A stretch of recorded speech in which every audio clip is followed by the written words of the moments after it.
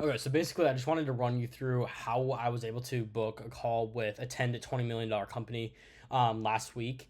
I've also been able to do this multiple times with even larger companies than that. So I just wanted to walk you kind of through that strategy of how I actually did it, and then how you guys can also like steal the strategy and adjust it to your specific industry and offerings. But yeah, I'm just gonna walk you through this quickly. So first of all, before we do anything, before we send any outreach, before we do any outbound stuff, you have to have a profile and content that's set up to actually go and nurture them. Because immediately once you send that message and they're interested, they're going to click on your profile. They're going to research you. And you have to have content that is going to nurture them, that is going to answer their questions, that is going to show off your results. And that's exactly what your profile should do. So first of all, like with your profile, I mean, I'm gonna make this as quick as possible. I've done other videos on how to set up your profile. Go watch those. But basically, you just want everything to reflect your business, what you do, and then the results that you have, and the problem that you're solving for those businesses. So for me, I'm turning founders into recognized and trusted authorities. So anyone that was a successful founder, but doesn't have that recognition online, that's who I'm targeting. That's who I'm helping out, and I'm turning them into these type of people. So that's what I include in my banner. I try to keep it as simple as possible. I put my logo up there just to stay top of mind as much as possible. The more they see the logo, the more they associate it with me, the more they associate it with LinkedIn content. Um, Bio is basically just a rehash of a banner here, and then I just say I'm the founder of God Content. I'm Christian. Add a little bit of personality to it. I've also set up my links, or my link right here that goes to my website, and then this right here. So if you click that, it goes right down to my experiences, and then you can click on my business page, which then goes to my website. Um, so that's as simple as it needs to be from like this perspective. If we continue down, my feature section has two parts that are specific to outreach. One is for when I'm doing outreach, somebody might not want to respond to my outreach. I've seen this happen. It's rare, but they might just want to go and book a call with me just so they can get it over with right away. So right here, they can go and book a call with me. They don't have to go. They don't have to go on my website. If they want to go on my website, they want to see the social proof. They want to see my process of how I do things, the problems I solve, the benefits from it. Boom, they can go and click on my site. Makes it super simple on this end. This last thing right here is more a nurture system for people that aren't ready to buy yet. But these two, that's why I have those two there. And then third of all, we have the content. So my content, the purpose of it is not to go viral. Now, I do have posts that go more viral, as you can see, like right here. These are all 100% organic. I do not use engagement groups or anything like that. I've tried it in the past even. It just doesn't work as well for what my purpose is of content, which is a nurture system. I'm not trying to go and find new leads necessarily through the content, because my targeting is when I'm doing outreach. That's who I want to work with, is through the outreach side of things. So I just need to nurture the people, which is why I don't have a ton of engagement. But the engagement that I do get is very specific to who I'm targeting, because these are the people that are seeing my outreach, are clicking on my profile, they're liking my content, they're getting nurtured, and they're ready to buy when we actually go on a call with them. So like, I met a consultant last week doing over $60,000 a month, books over 50 calls a month, and signs $10,000 deals from these calls. So this is like a case study. Like I walk through like how we do this. And like right here, this is like calling out a person. This is like a pain point here. Like your personal brand is probably gonna fail, and then I walk through like why it's probably gonna fail. So the whole point of my content is to call out pain points, to answer that with solutions. Not going full in depth on the solutions, but kind of giving them like an idea of what it might look like to solve that solution for them, and then giving them the results of what that might look like if they did solve that problem. I want to make them feel like they're going to have a massive benefit if they work with us. But I also don't want to give everything away, because otherwise they're going to go and do it themselves. So that's the whole point of my content, not necessarily virality, but more of a nurture system.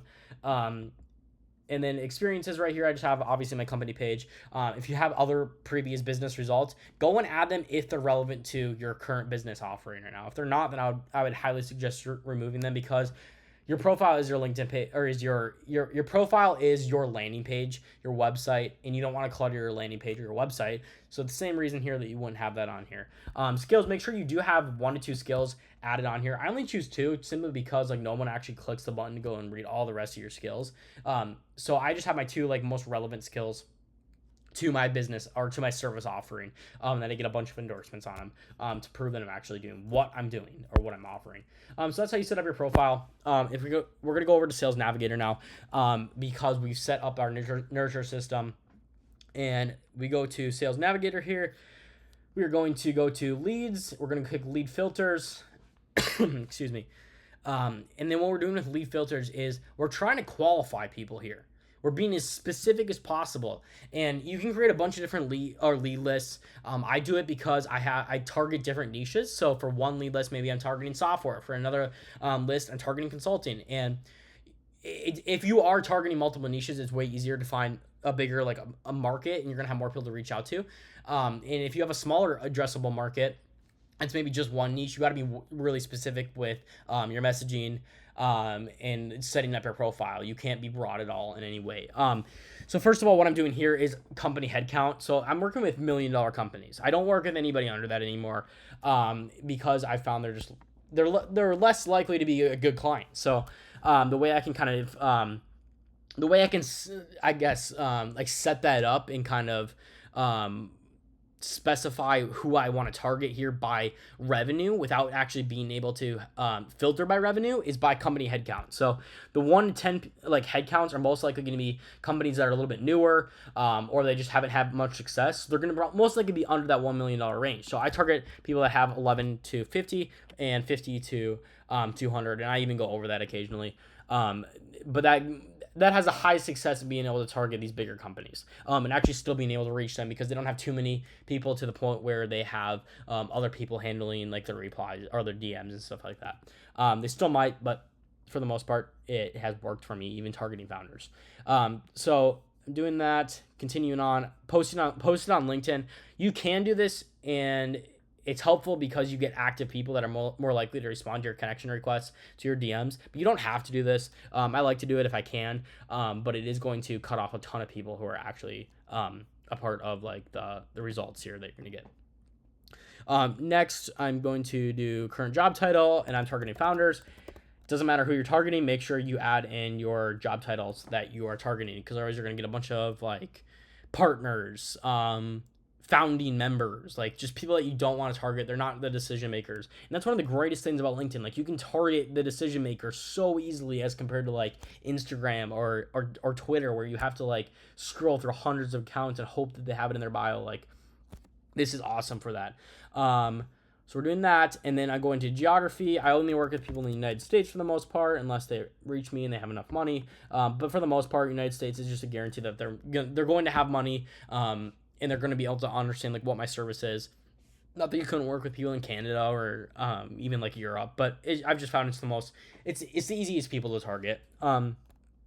Industry, so I'm always doing industry as well. So this is the last thing I'll do for you guys. And you guys can be as specific as possible on this. So for industry, like I said, I can target really anyone. So we'll just go with software for the most part. We'll target these kind of new AI companies, and these SaaSes. And so, yeah, I'm targeting them. Like I said, I only target one per list. What I'm doing from here is selecting all, save to list. I'm creating a new list. We'll just do Logan's list. Boom, create and save. Right, so those 25 just got added. And now, yes, you do have to do this manually. Honestly, it takes 25-30 minutes of just adding 1,000 people to your list. And that's going to last a month of outreach. And the reason I do it manually is because I don't want to get banned using any sort of softwares or extensions on LinkedIn, because they've been known to ban people super easily because you're using one of those things. So I just find it's not worth it. And for 25-30 minutes I can watch something and just do this. It's not that hard at all. So save 25 people, save the list, boom. I'll just do 50 right now. And then you're going back to home. Actually, you're not doing that. You're going to leads, and then you're clicking on Logan's list. And then from here, we're qualifying the people. So I'll go down to here. Let's just do How Technologies. Okay, they're making $2.5 to $5 million revenue. They're a software development company. Boom. He's the founder. Let's connect with him, and I'm connecting with him. Once he accepts my connection request, and I'm sending him a DM and starting that DM sequence with him. And then you can go more specific, like you can click on the profile and make sure that this is someone that you would want to work with, just by their bio right here. And then, yeah, you just go down this list, send connections to everyone that's qualified. Once they accept those connection requests, you send them a message. Once they respond to your message with a positive reply, you send them a few dates that work for you. Once they accept one of those dates, you send them a calendar invite, and book them in on a call. It's that simple. We're actually booking these people in, and you just need to stay consistent with this. You have 800 connections to send every single month, 200 a week. You need to be hitting that, because that is how you're going to be able to actually sign clients. If you don't do that volume, you're not going to be able to do it. Like I've done it half, kind of like in the past, where I send like 25 connections a week or something. It's like, okay, maybe I book a call once every 3 weeks or something, but that's just not to the volume that you need to be at to actually like scale your business. So you need to be sending that amount of outreach. And yeah, so that's basically it. I'll go back to my LinkedIn here real quick. And once they accept that connection request, you're going to my network. As soon as they reply, or as soon as they accept that connection, as soon as you possibly can, get them send them a message to go to connections, click on all the new ones that you reached out to or that you connected with that were a part of your lead list, message them, and then from there, if you get a positive reply, star that reply, so you can follow up with them really easily if they ghost you or if they're just not ready at that moment. LinkedIn has kind of a built-in CRM, which is really nice. But yeah, that's basically it for actually being able to sign clients from LinkedIn, and that's how we booked in a $10 to $20 million company for myself last week, and how we've been able to obviously book calls with 7 to 9 figure companies in the past, and obviously we're doing this weekly. So this is a really proven system. I do this for my clients as well. If you're interested in having us do this 100% done for you, click the link below this. I'll have a link to fill out a type form, and if it's a fit, we'll be able to work together and get this running for you guys. But yeah, basically we implement this entire system for you. I have a bunch of clients that are also on this system that are generating leads weekly. So yeah, LinkedIn is one of the most untapped platforms, in my opinion, for lead generation, for actually building a brand as well. So yeah, I wouldn't continue to miss out on this if you're any sort of B2B, and can connect with the decision makers that are on LinkedIn. This is definitely for you. But if you just don't have the time, then I would highly recommend reaching out to us and filling out that form below. But yeah, if you have any other questions, just send me a comment down below, and I'm happy to respond and get back to you and kind of just help with whatever's needed. But yeah, other than that, I'll see you guys in the next videos. Hope that was helpful for you guys.